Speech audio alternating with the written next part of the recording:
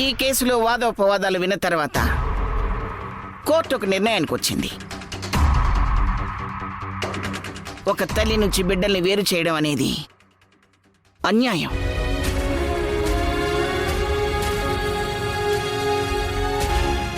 ఆ తల్లి హంతకురాలైనా సరే లేక ఇంకేదైనా సరే తల్లి తల్లే. అలాంటి తల్లి నుంచి తనకు పుట్టిన బిడ్డల్ని వేరు చేసిన డాక్టర్ మీద, దమయంతి మీద సింధు కేసు ఫైల్ చేయాలని కోర్టు ఆదేశించడమైనది. జడ్జ్ గారు, మీరు అనుమతిస్తే నేను ఒకసారి మాట్లాడాలనుకుంటున్నాను. Yes, permission granted.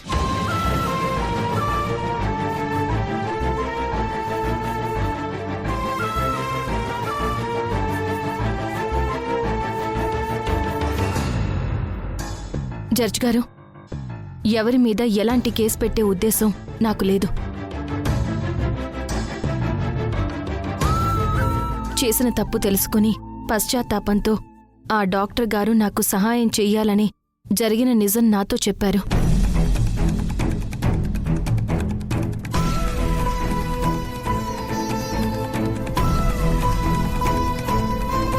ఆ డాక్టర్ నాకు నిజాలు చెప్పడం వల్లే రిషి, శశి నా పిల్లలే అని తెలుసుకోగలిగాను. వాళ్ల కోసం పోరాటం చేశాను. నా పిల్లల్ని దక్కించుకోవడం కోసం కోర్టులో కేసు వేశాను. ఇప్పుడు డాక్టర్ గారి మీద కేసు వేసి ఆమెను ఇబ్బంది పెట్టడం నాకిష్టం లేదు.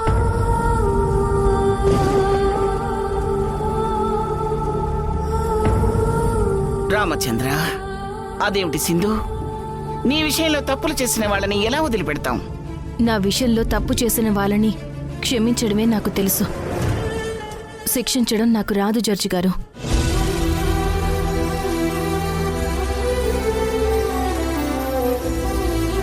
అలాగే మా అత్తయ్య దమయంతి గారు పుట్టిన పిల్లల్ని నాకు తెలియకుండా తీసుకువెళ్లడం తను చేసిన తప్పే.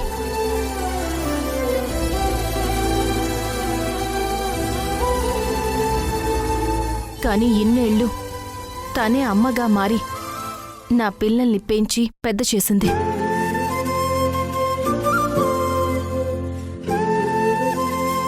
వాళ్ళని ఎంతో బాగా చూసుకుంది.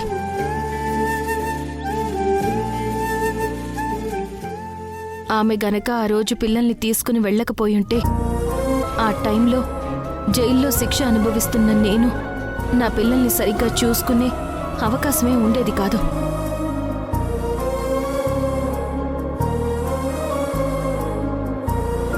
నా పిల్లలకి అమ్మ ప్రేమ దూరమై నాకు దూరంగా చిల్డ్రన్స్ హోంలో పెరిగేవాళ్ళు.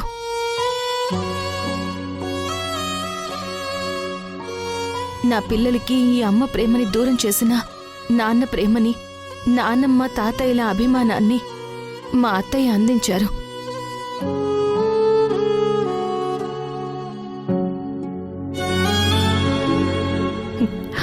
ఆ విషయంలో నేను చాలా సంతోషపడుతున్నాను.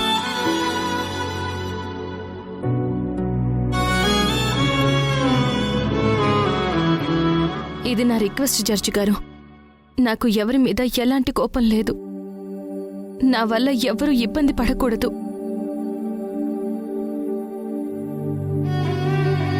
నాకు నా పిల్లలు దక్కితే చాలు. నేను ఎవరి మీద కేసు వెయ్యను.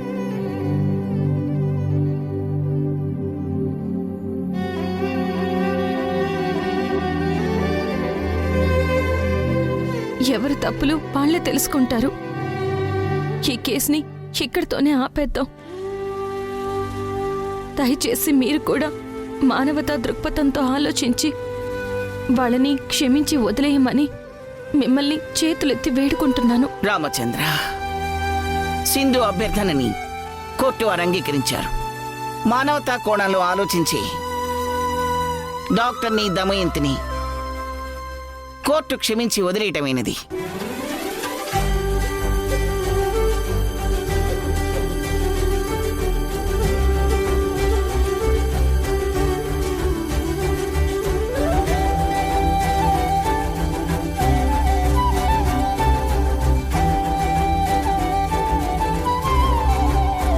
నన్ను క్షమించు సింధు. అయ్యో వద్దు మేడం, అలా చేయకూడదు. కూర్చోండి.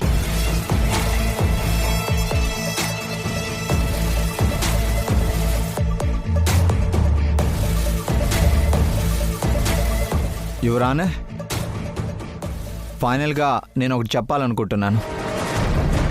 అది మీరు పూర్తిగా విని జడ్జిమెంట్ చెప్పండి ప్లీజ్. ఓకే ప్రసాద్, అదేమిటో త్వరగా చెప్పండి. సింధు మీద ఓ నగల దొంగతనం కేసు ఉంది.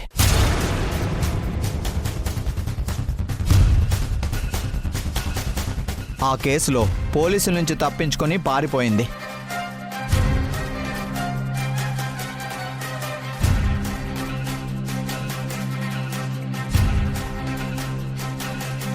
ఆ తర్వాత వెతికి మరీ సింధుని పోలీసులు అరెస్ట్ చేసి జైల్లో పెట్టారు.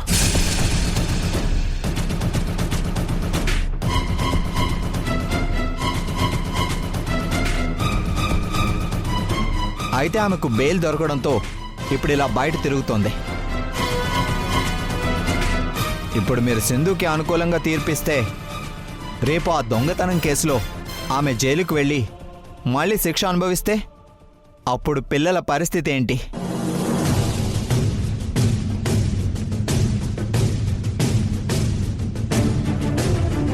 నాన్న, నానమ్మ, తాతయ్య వాళ్ళున్నా కూడా వాళ్ళ అనాథల్లో ఉండిపోవాలా?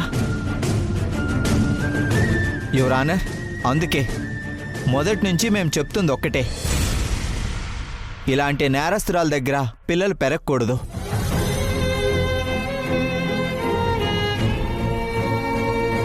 సింధుకి పిల్లలు ఎంత దూరంగా ఉంటే వాళ్ళ భవిష్యత్ అంత బాగుంటుంది యువర్ ఆనర్. సో బాగా ఆలోచించి జడ్జిమెంట్ ఇవ్వాల్సిందిగా కోరుకుంటున్నాను. రామచంద్ర, ఏమిటి ప్రసాద్ నువ్వు మాట్లాడేది? దొంగ సాక్ష్యాలతో కేసుని తారుమారు చేయాలని చూశారు. మీరు చేసింది క్రిమినల్ పనులే కదా, మరి దాని గురించి ఏం చెప్తారు? జడ్జి గారు అడుగుతున్నారు కదా, చెప్పండి ప్రసాద్ గారు. కోర్టులో దొంగ సాక్ష్యాలు ప్రవేశపెట్టినందుకు నీ మీద, నీ క్లయింట్స్ మీద కేసు వేయాలి.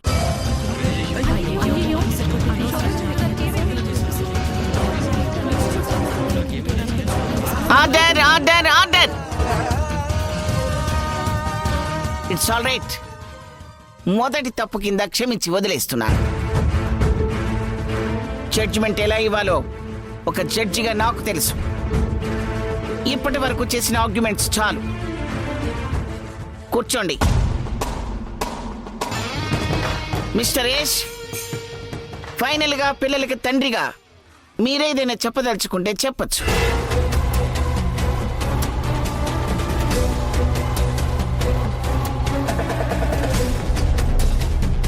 సింధు గురించి నేను చెప్పాల్సింది ఒకటి ఉంది మేడం. ఓకే, బోన్లోకి వచ్చి చెప్పండి.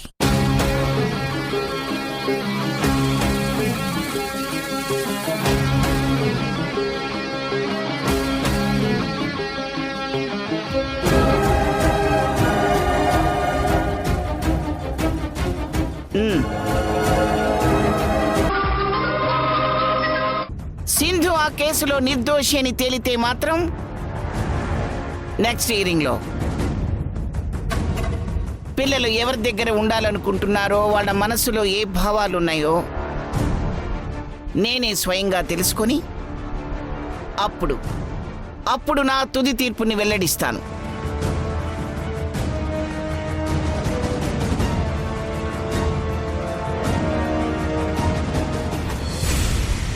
నో!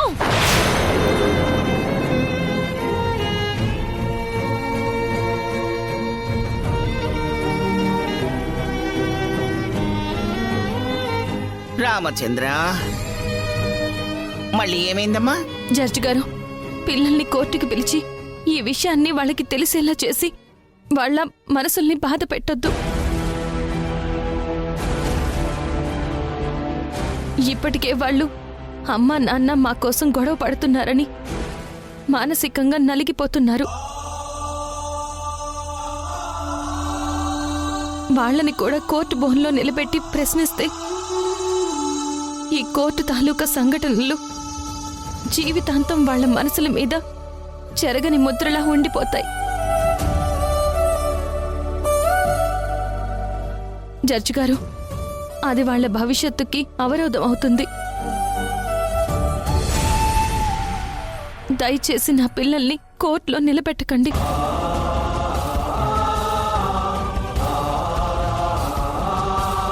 నా మనసులో మాటే సింధు చెప్పింది.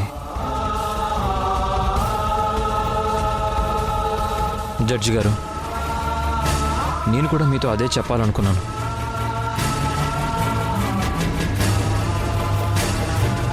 ప్లీజ్ జడ్జి గారు, ఈ ఒక్క విషయాన్ని మాత్రం తప్పకుండా పరిగణలోకి తీసుకోండి.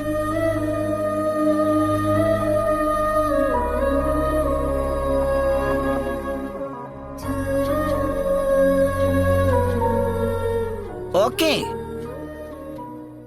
ఆ విషయంలో మీరేం కంగారు పడకండి. పిల్లల్ని కోర్టు బోన్లో నిలబెట్టను. ఓకేనా? నా పర్సనల్ రూమ్లోకి పిలుస్తాను. జడ్జిగా కాదు, వాళ్ళని ఫ్రెండ్లీగా ట్రీట్ చేస్తాను. ఒక అమ్మగా వాళ్ళని పలకరిస్తాను. నన్ను నమ్మండి.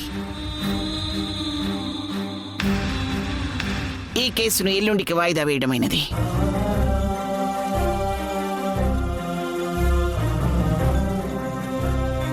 The court is అజెంట్.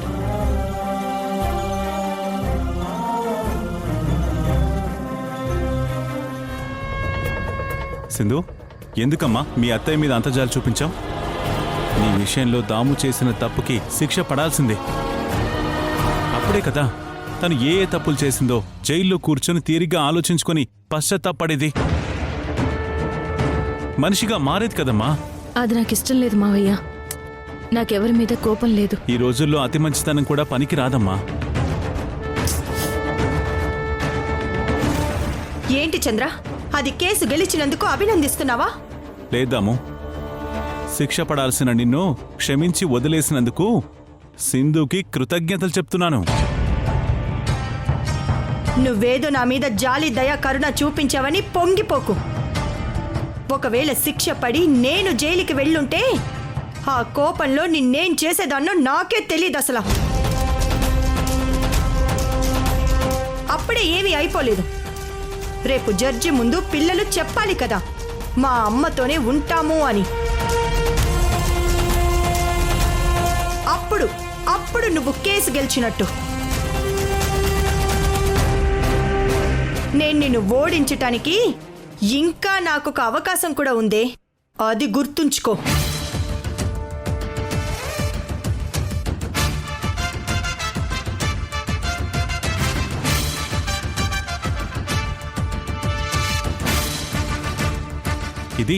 ఇది జన్మలో మారదమ్మా. మీ అత్తయ్యని క్షమించి తప్పు చేసావు సింధు.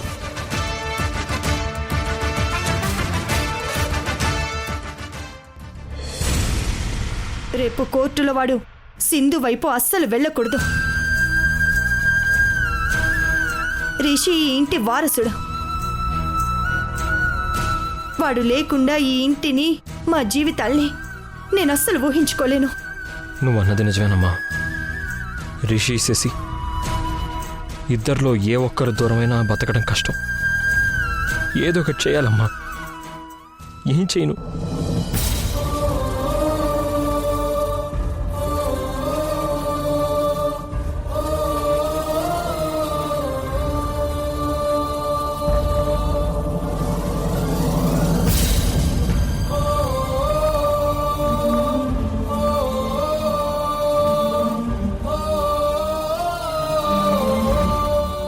భగవంతుడా, మా కుటుంబ భవిష్యత్తు నీ చేతిలోనే ఉంది. నువ్వు ఏ నిర్ణయం ఇస్తావో ఏమో. ఏదైనా తట్టుకునే శక్తిని మాకివ్వు.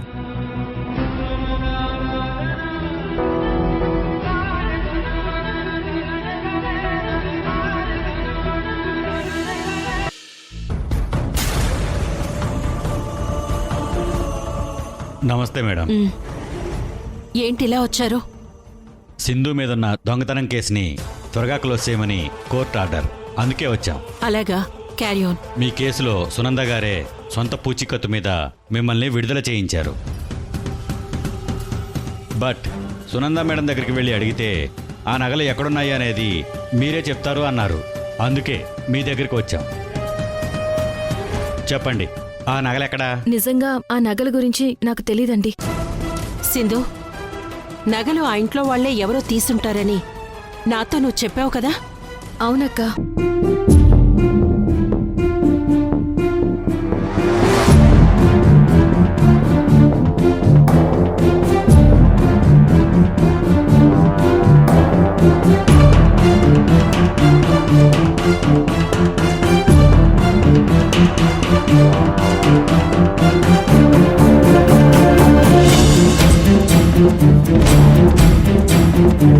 అక్క, ఆ కన్యాకుమారి నగలు తీసుంటుందని నాకు డౌట్. డౌట్ని క్లియర్ చేసుకోవడం బెటర్ సింధు.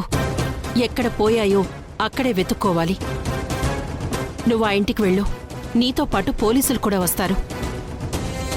వెళ్ళి నగలు వెతకాలి అను. పోలీసులు నీకు సాయం చేస్తారు. ఇల్లంతా సర్చ్ చేయండి.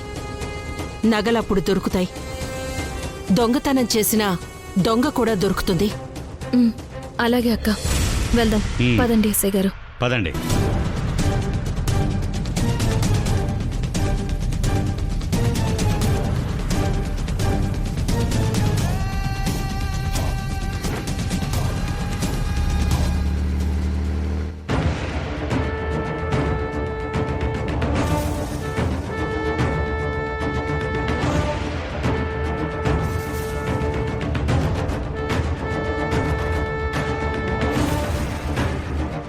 కన్యాకుమారి, వస్తా ఉండనుందా?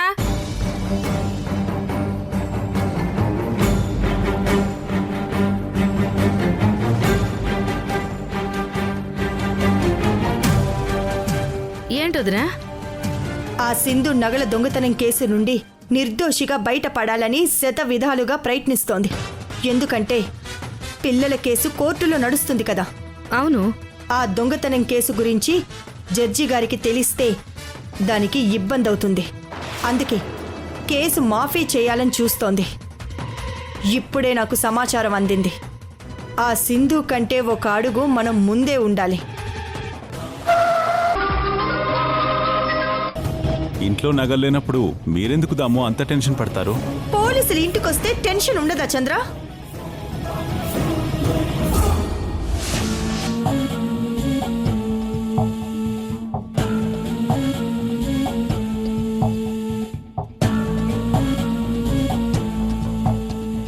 ఏయ్, ఎక్కడికి వెళ్తున్నావు? వాష్రూమ్కి.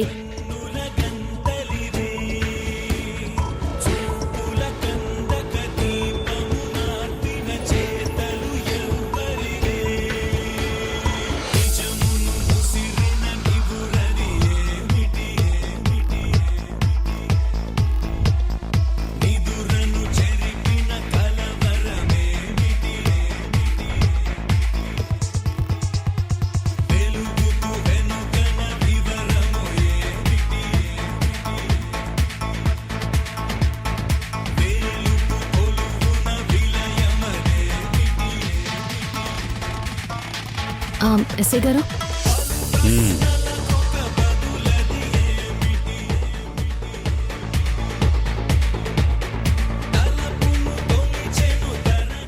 ఇప్పుడు ఈ నగలు పోలీస్ కంటపడ్డాయో దొంగతనం చేసింది నేనేనని నన్ను అరెస్ట్ చేసి స్టేషన్కి తీసుకెళ్తారు.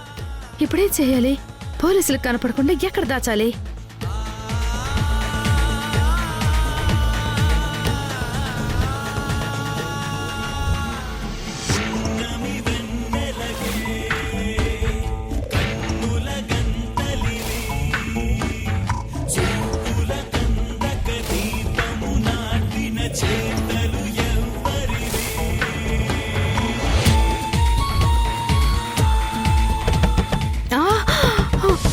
అమ్మో, పోలీసులు వచ్చేసి ఉండారా?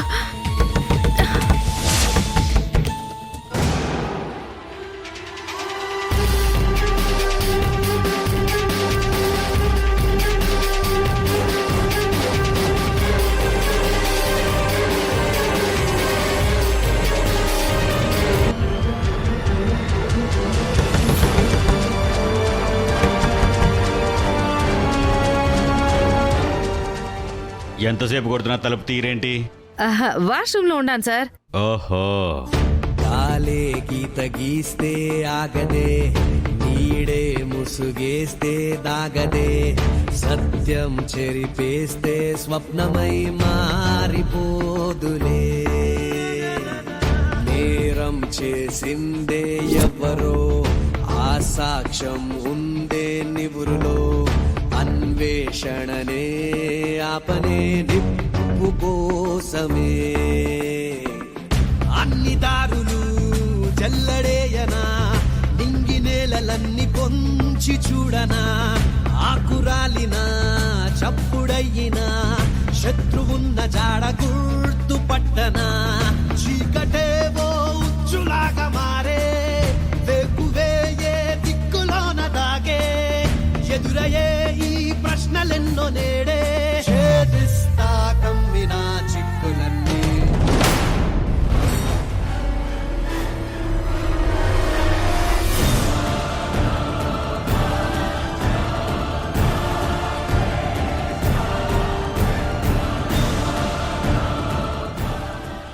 ఈ రూమ్లో నగలు లేవు మేడం.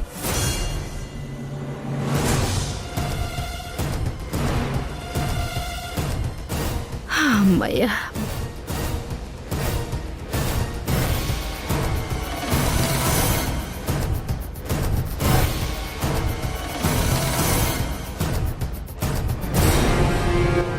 ఎక్కడన్నా దొరికాయా నగలు? లేదు సార్.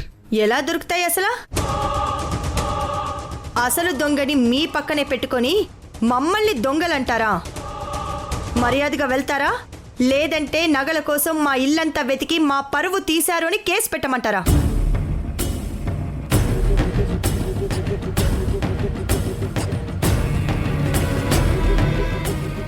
పదండి సార్ వెళ్దాం.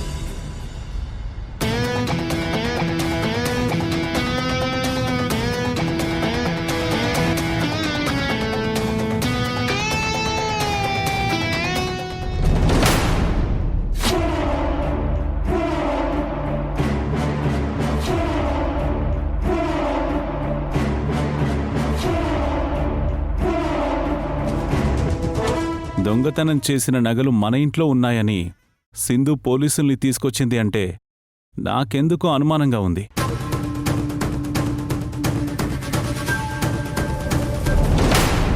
ఇక్కడ నీకేంటి పని? మళ్ళీ ఏం చేయాలనొచ్చో? నేనేం చేయలేదు, అంతా మీ అమ్మే చేసింది. మా అమ్మ ఏం చేసింది? కన్యాకుమారితో కలిసి సునంద మేడం దాచిపెట్టమని నాకిచ్చిన నగలు దొంగతనం చేయించింది. ఆ నగల కేసులో పోలీసుల్ని తీసుకుని మీ ఇంట్లో సోదా చేయడానికే వచ్చాను. మరి నగలు దొరికాయా? లేదు, మీ అమ్మ అంత తేలిగ్గా దొరకనిస్తుందా? దొంగతనం కేసులో నేను జైలుకి వెళ్లాలన్నదే కదా మీ అమ్మ ఉద్దేశం. ఆ నగలు మీ అమ్మ మీ ఇంట్లో దాచి ఉంటుందని నా నమ్మకం. అదే నిజమైతే న్యాయం నా వైపు ఉన్నట్టే.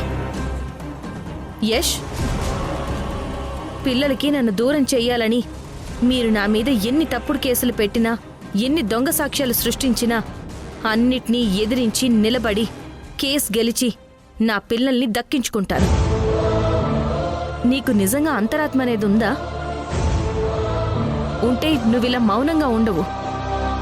నా విషయంలో కోర్టులో ఆ జైలర్, ఖైదీ, మీ అమ్మ అంతమంది నా గురించి దారుణంగా మాట్లాడుతున్నా అవన్నీ అబద్ధాలు అని నీకు తెలిసి కూడా నువ్వొక్క మాట కూడా మాట్లాడలేదు.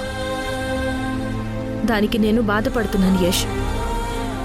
భార్యాభర్తలు మనం విడిపోయాం, కానీ నీలో ఉన్న మంచి క్యారెక్టర్ని కూడా నీ నుంచి విడిపోయిందని ఇప్పుడే నాకు తెలిసింది. నువ్వు మీ అమ్మ నన్ను ఎన్ని మాటలన్నా నేను బాధపడ్డానే తప్ప మీ గురించి నేను ఏమీ అనుకోలేదు.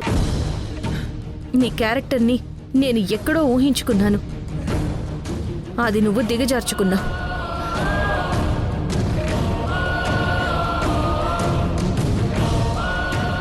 యష్, ఒక్కటి గుర్తుపెట్టుకో, వ్యక్తిత్వం లేని వ్యక్తి, ప్రాణం లేని శరీరం రెండూ ఒక్కటే.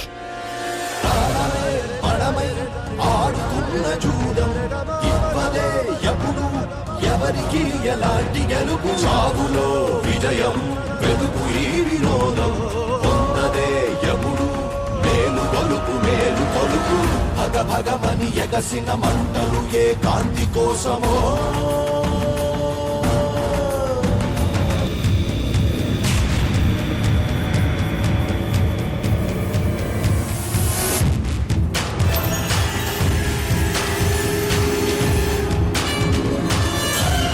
అమ్మా, నగలు వెతకడం కోసం సింధు పోలీసులతో మన ఇంటికి వచ్చిందా? అవునరా, ఈ విషయం నీకెలా తెలుసు? అదేమన్నా నీకు ఎదురు పడిందా ఏంటి? మన ఇంటి బయటే కలిసింది. చూసావమ్మా, ఒక్క తప్పు చేస్తే మనం అనుక్షణం ఎంత నరకయాతన అనుభవించాల్సి వస్తుందో దానికి ఇదే నిదర్శనం. అందుకే ముందు నుంచి నేను నీకు చెప్పుకుంటూనే వస్తున్నాను, అమ్మా మనం నిజాయితీగా ఉందామని. నా మాట ఎవరూ వినలేదు. ఆ సింధు మీద కోపంతో న్యాయంగా వెళ్లాల్సిన కేసుని అనవసరంగా ఏవో దొంగ సాక్ష్యాలు తెప్పించి ఆ సింధుకి ఉచ్చులు బిగిస్తూ కేసుని ఎటువైపు తిప్పుతున్నారు. దానివల్ల చివరికి ఏం జరిగిందమ్మా? పిల్లలు కోర్టుకొచ్చే పరిస్థితి తీసుకొచ్చారు. ఆ పరిస్థితి తీసుకొచ్చింది నేను కాదురా, ఆ సింధు. ఎవరు చేసినా మధ్యలో నలిగిపోయేది పిల్లలే కదమ్మా. అమ్మా ప్లీజ్, నీకు దండం పెట్టి రిక్వెస్ట్ చేస్తున్నానమ్మా, ఇక నుంచి అయినా ధర్మంగా నడుచుకుందాం అమ్మా, ప్లీజ్ అమ్మా.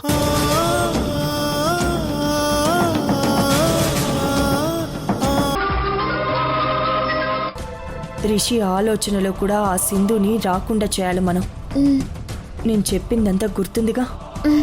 గుర్తుండవుతా. సరే, నేను వెళ్ళిన తర్వాత రిషిని లేపు.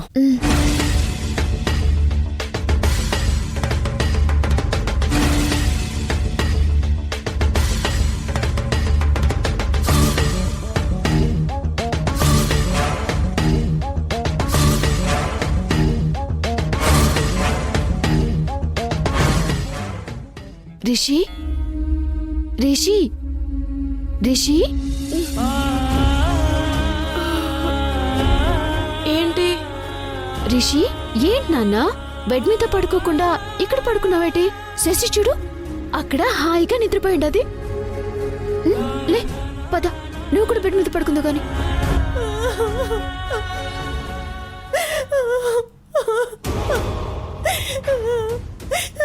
అయ్యో, రిషి, ఎవరో ఏడుస్తున్నట్టున్నారు. ఎవరు? అది మీ నాన్నమ్మ గొంతులా ఉండదు రిషి. నాన్నమ్మ ఎందుకు ఏడుస్తుంది? ఏమో తెలియదు రిషి. వెళ్ళిపోతాం కదా.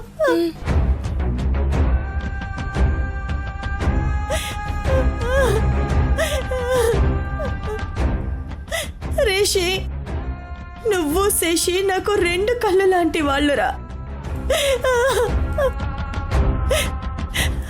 మిమ్మల్ని చూసుకుంటూనే నేను బ్రతుకుతున్నాను.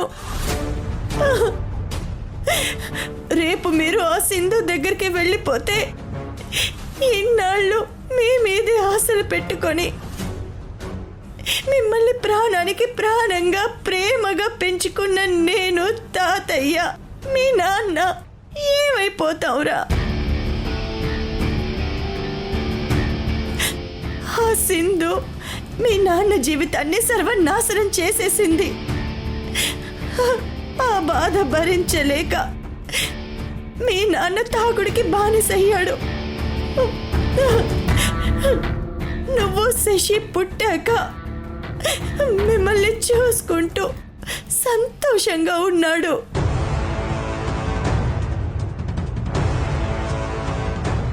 తాగుడు కూడా మానేశాడు. మీరు మీ నాన్నని వదిలి వెళ్ళిపోతే మీ గురించి తాగుతూ మళ్ళీ పాత యశ్ అయిపోతాడురా.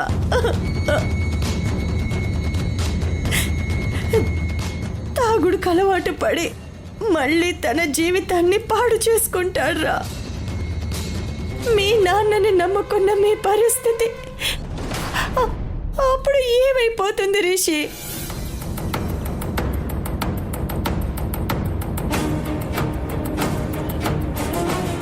మీ నాన్నకు ఏమైనా జరిగితే అప్పుడు మాతో పాటు నువ్వు శశి కూడా బాధపడాల్సిన పరిస్థితి వస్తుందిరా.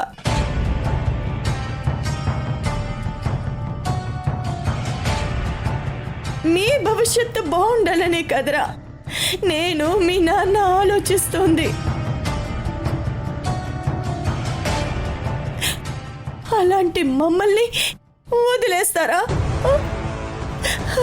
మా ప్రాణం తీస్తారా? చెప్పు రిషి, చెప్పు, చెప్పరా? నువ్వు ఇక్కడే ఉండవు.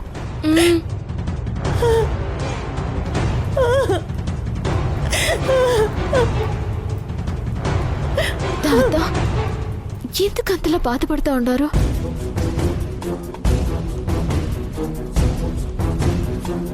బాధ కాక ఇంక నాకేం మిగిలింది సంధ్య? రేపు రిషి సింధు దగ్గరికి వెళ్ళిపోతే నా ప్రాణమే పోతుంది.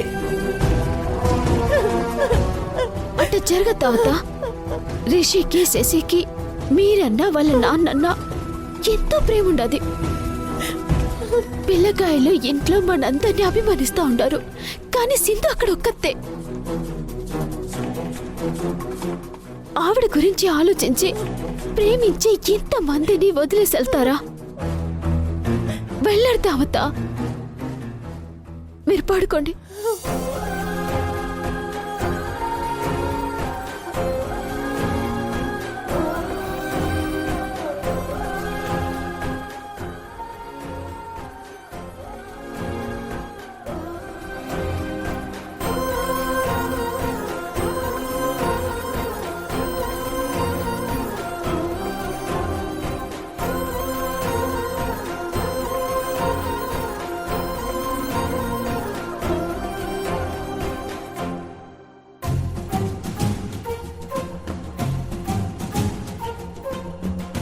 చూసుండవ రిషి, మీకోసం మీ నాన్నమ్మ ఎంతలా ఏడుస్తూ ఉండదు.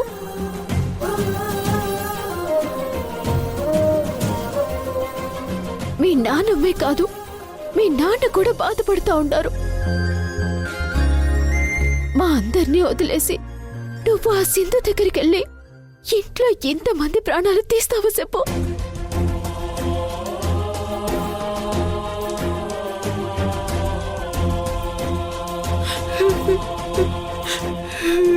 ఏమైంది?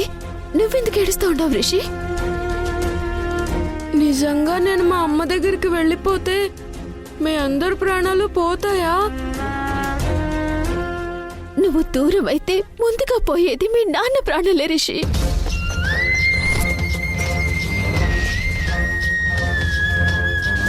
లేదు, మా నాన్న బ్రతికే ఉండాలి. నేను మా నాన్నని బాధ పెట్టను, మా నాన్నని వదులుకోలేను. రిషి, నువ్వు నిజంగానే ఆ మాట అంటా ఉండవా రిషి?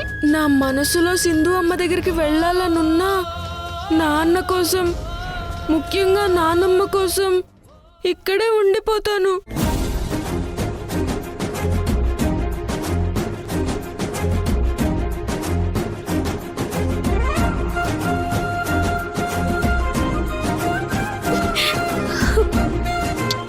మంచి రిషి.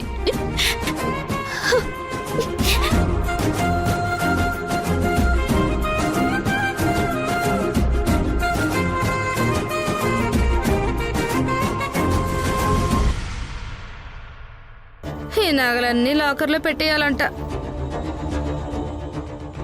అమ్మి,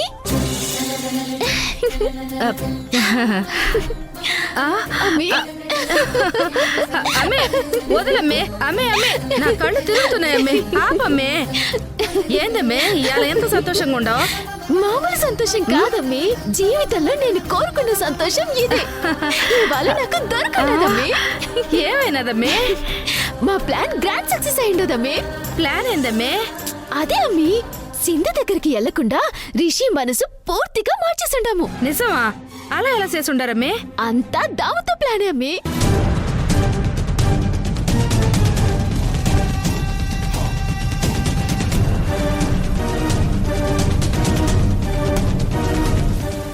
అదే అమ్మి జరిగిండది. ఆ దమయంతి మామూలుది కాదమ్మే. తను అనుకున్నది జరిగేంత వరకు నిద్రపోదు. పిల్లల విషయంలో ఏదో ఒక మాయ చేస్తుందని నాకు ముందే తెలుసమ్మే. రిషి మనసు మారిస్తే నన్ను ఈ ఇంటి కోడలుగా చేసుకుంటానని చెప్పి దావత్త నాకు మాటిచ్చుండదమ్మి. యశోబితో ఇక నా పెళ్ళవడం ఖాయం, మమ్మీ. ఆపమ్మే.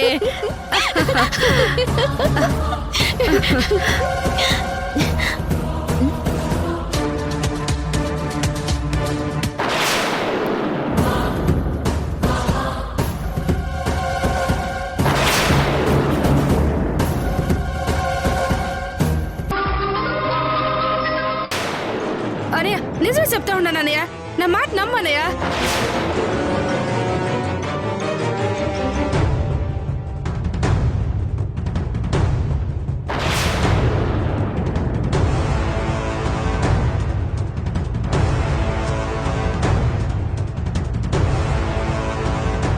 నగలు రేయ్, రేయ్, రేయ్, రేయ్, రేయ్, ఆగరా. మన ఇంట్లో పోయిన సునంద మేడం నగలు ఇవే కదా? ఆ? చెప్పు. ఏయ్, మాట్లాడవే. ఏయ్, నీ పనిలా కాదు, చెప్తాను రా. రావే రా. నిన్ను వదిలిపెట్టే ప్రసక్తే లేదు. వదలనయ్య రా. అనయ్య వద్దనయ్య. ఏయ్, అనయ్య రావే. ఆగనయ్య. రావే. అనయ్య రా. ఆగనయ్య. ఛట్, నోర్మై, నోర్మై. దాము, యష్, సంధ్య, రండి. ఏమైంది చంద్ర? ఎందుకు అంత గట్టిగా అరుస్తున్నావు? ఏమైందా? చూడు, నీకే తెలుస్తుంది.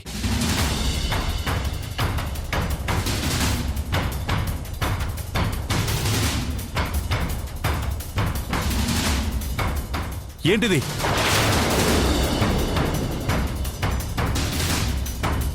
నిన్నే అడుగుతుంది, ఏంటివి? నగలు. నగల నాకు తెలుసు. నా కళ్ళేం పోలేదు. సునంద మేడం ఇచ్చిన నగలు సింధు దొంగతనం చేసిందన్నారు కదా, అవి ఇవేనా అని అంటున్నాను.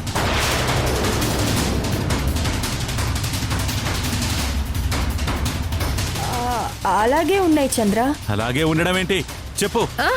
ఆ నగలు ఈ నగలు ఒకటే కదా? చెప్పు. చెప్తావా లేదా?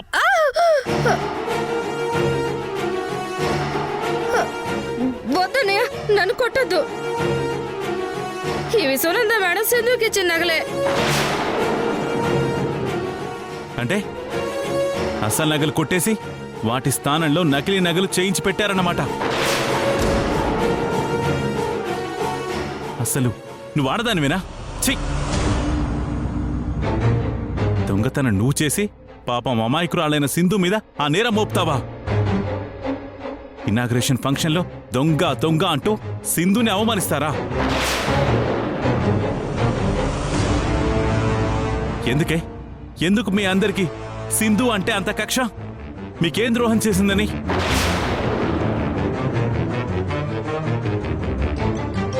యరేష్, ఇదంతా నీకు తెలుసు కదా? నువ్వు కూడా వీళ్ళతో చేరి ఇలా తయారవుతున్నావేంట్రా? నన్నేం చేయమంటారు నాన్న? అమ్మకి చెప్తూనే ఉన్నాను.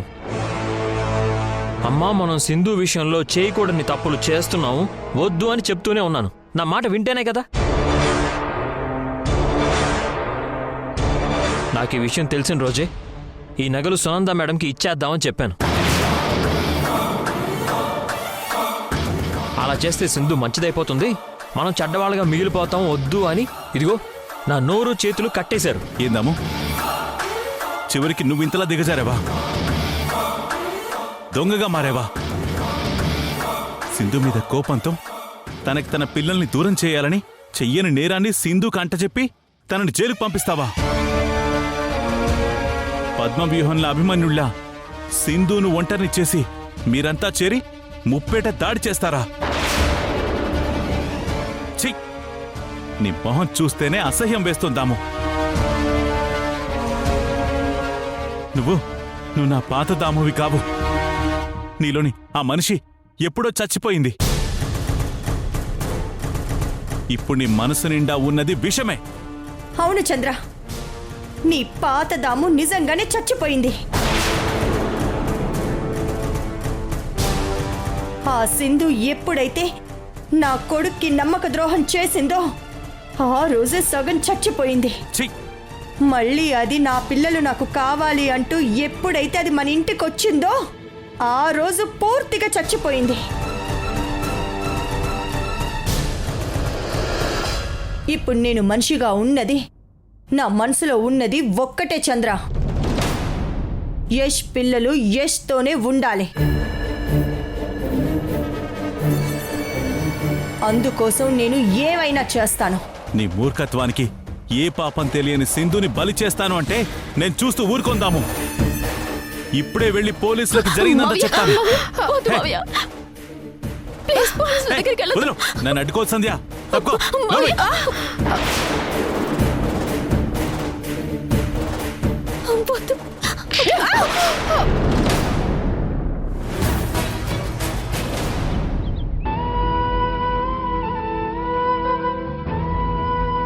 మిమ్మల్ని ఈ అమ్మకు దూరం చేయడం కోసం ఇంట్లో చాలా మంది చాలా పథకాలు రచిస్తున్నారు.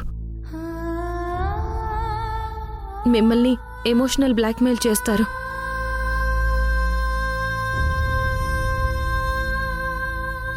నేను చెడ్డదాన్ని, నా దగ్గర మీరు పెరిగితే మీకు మంచి భవిష్యత్తు ఉంటుందని నా మీద లేనిపోనివన్నీ కల్పించి చెప్తారు. అవేమీ మీరు నమ్మకండి. నేను మీ అమ్మని అన్న విషయం మీ మనసుల్లో పెట్టుకోండి. ఏంటి నీకు ఫేవర్గా చెప్పమని పిల్లల్ని ఇన్ఫ్లుయెన్స్ చేస్తున్నావా? నేనేమీ ఇన్ఫ్లుయెన్స్ చేయడం లేదు. నిజంగా వాళ్ళ మనసుల్లో ఏముందో అదే చెప్పమంటున్నాను. చెప్పావుగా, నువ్వు మాట్లాడటం అయిపోతే పిల్లలు స్కూల్లోకి వెళ్తారు. శశి, రిషి, రేపు సెకండ్ సాటర్డే, ఆ తర్వాత సండే. సో మనకి 2 రోజులు లీవ్ ఉంది. సో మనం బయటికి ట్రిప్కి వెళ్దామా? మీరు వస్తారు కదా? తప్పకుండా వస్తాం నాన్న. రిషి, నీ సంగతి ఏంటి?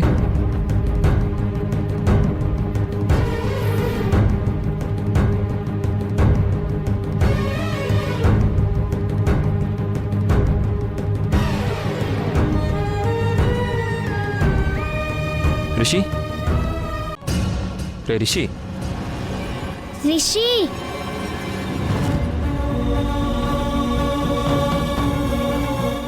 రిషి,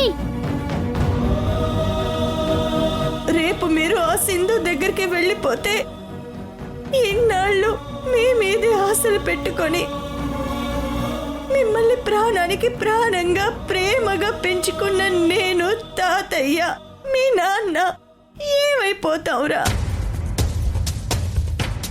నువ్వు దూరం అయితే ముందుగా పోయేది మీ నాన్న ప్రాణాలే రిషి. మా అందరినీ వదిలేసి నువ్వు ఆ సింధు దగ్గరికి వెళ్ళి ఇంట్లో ఎంతమంది ప్రాణాలు తీస్తావో చెప్పు. అవునా, శశి వస్తే నేను వస్తాను.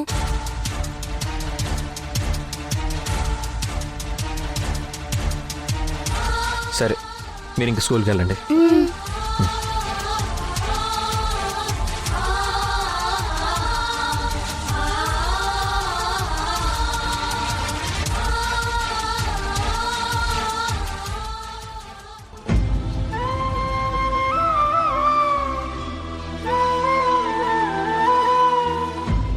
చూసావుగా, పిల్లలు ఎవరితో ఉండడానికి ఇంట్రెస్ట్ చూపిస్తున్నారో. పిల్లలకి ఇప్పుడు అమ్మగా నువ్వు అవసరం లేదు.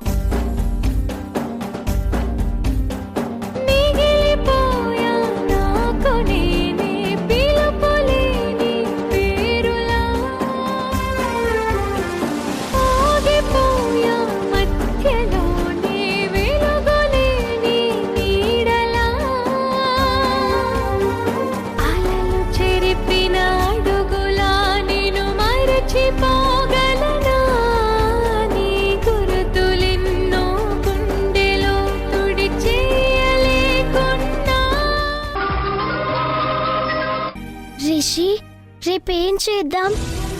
జడ్జి గారు అడిగితే ఏం చెప్దాం? అదే నాకు అర్థం కావడం లేదు శశి. అమ్మ దగ్గర ఉంటామని చెప్తే నాన్న మనతో ఉండడు. పోనీ నాన్న దగ్గరే ఉంటామని చెప్తే అమ్మ మనతో ఉండడానికి నాన్న ఒప్పుకోడు. ఏం చేయాలో తెలియడం లేదు.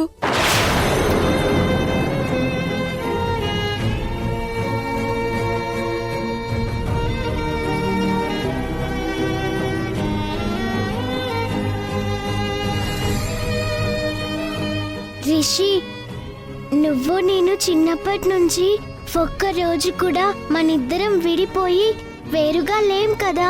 అవును శశి, ఎప్పుడూ మనం కలిసే ఉన్నాం కదా. రేపు కూడా మనం ఏ నిర్ణయం తీసుకున్నా ఇద్దరం ఒకే మాట మీద ఉండాలి. అలాగే శశి.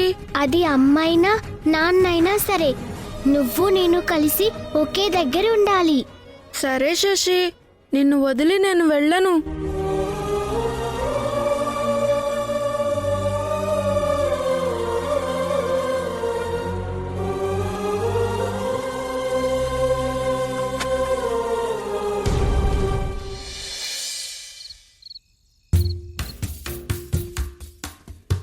పేగు తెంచుకున్న బంధం జారిపోయేనా, పెంచుకున్న పాసమంతా దూరం మాయేనా, బొడ్డు కోసి అంతలోనే గుండె కోత కోసినది, తల్లి పాల దాహమంతా నీటి పాలు చేసినది, కంటి పాప కన్న కలలు కల్లలాయేనా, చంటి పాప కన్నీరిలా వెల్లువాయేనా, కన్న తల్లితో బిడ్డ రుణం తీరిపోయేనా, కలికాల విల్ల కూరలు దించిపోయేనా. సింధు, ఇంకా పడుకోలేదా? రేపు కేసు హియరింగ్ ఉంది. మనం రేపు ఎర్లీగా వెళ్ళాలి. నువ్వు త్వరగా పడుకో. నిద్ర రావడం లేదక్కా. ఏ పిల్లల కోసం అయితే నేను పోరాడుతున్నానో ఆ పిల్లలే ఈ అమ్మకు వ్యతిరేకంగా ఉన్నారు అని తెలిస్తే ఎలా నిద్రొస్తుందక్కా? ఏమైంది? మార్నింగ్ స్కూల్ దగ్గర రిషి శశిని కలిసి మాట్లాడదామని వెళ్ళాను.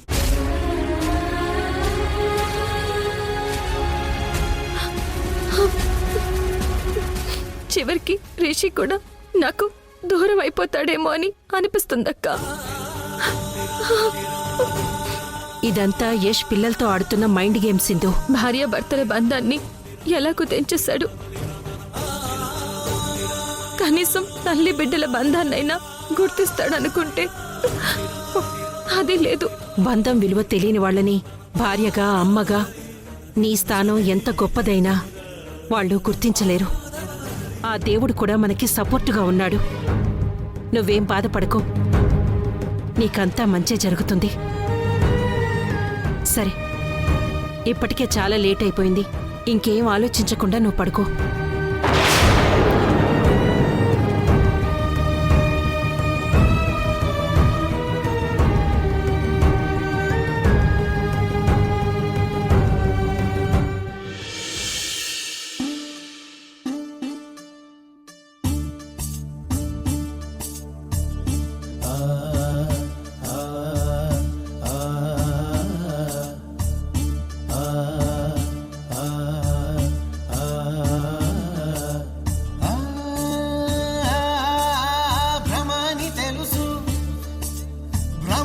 తెలుసు బతుకంటే బొమ్మల ఆట అని తెలుసు,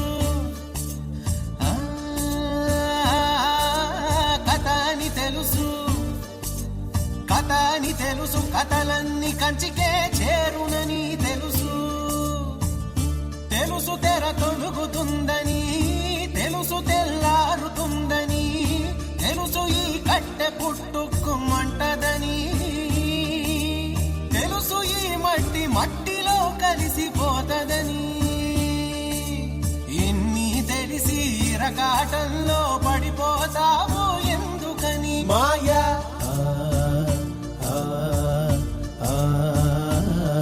మాయా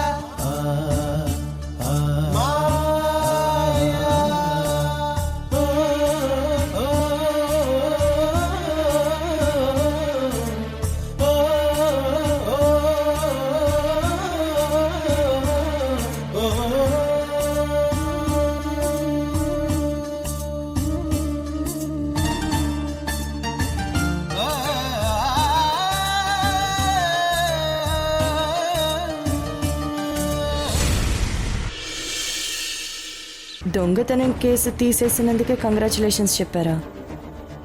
ఇంకా నేను పిల్లల కేసులో అనుకుని కంగారు పడ్డాను. అసలు నీకు నువ్వే ఏదేదో ఊహించేసుకుని ఎదుటి వాళ్ళని తప్పు పట్టడం నీకు అలవాటే కద్దాము. Sindhu, are you okay? ఆ, పర్వాలేదండి, బాగానే ఉన్నాను. సింధు, నీ బాధ ఏమిటో, నీ మనసేమిటో, ఎందుకు నువ్వు అలా ఉన్నావో నేను అర్థం చేసుకోగలను.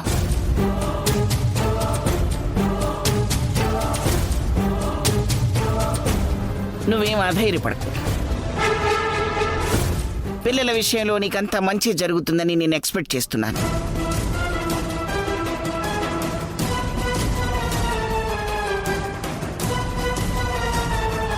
నిజంగా పిల్లల మనసులో ఏముందో, వాళ్ళకెవరు కావాలో అదే కోరుకుంటారు.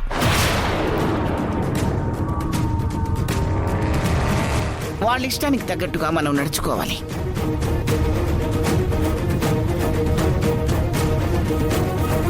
అది మాత్రం మర్చిపోవద్దు. దాన్ని బట్టి మన నిర్ణయాలు కూడా ఉండాలి. పాజిటివ్గా ఉండు.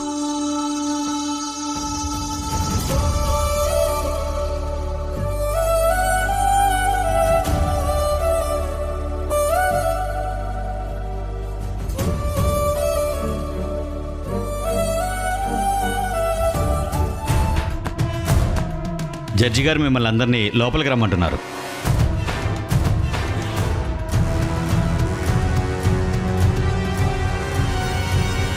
మిమ్మల్ని కూడా. రా సింధు.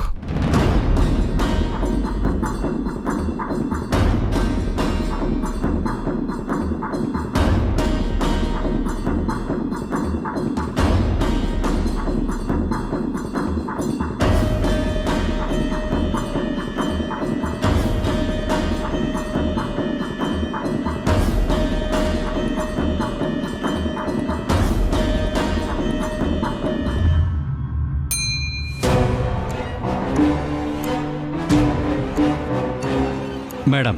పిల్లని తప్ప పెద్దవాళ్ళందరినీ లోపలికి రమ్మను. అలాగే మేడం.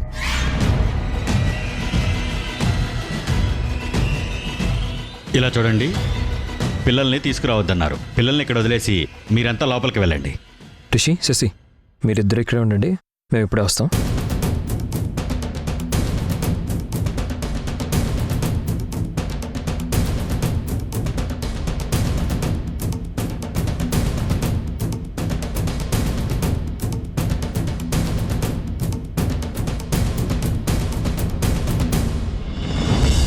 నమస్తే మేడం. నమస్తే. కూర్చోండి.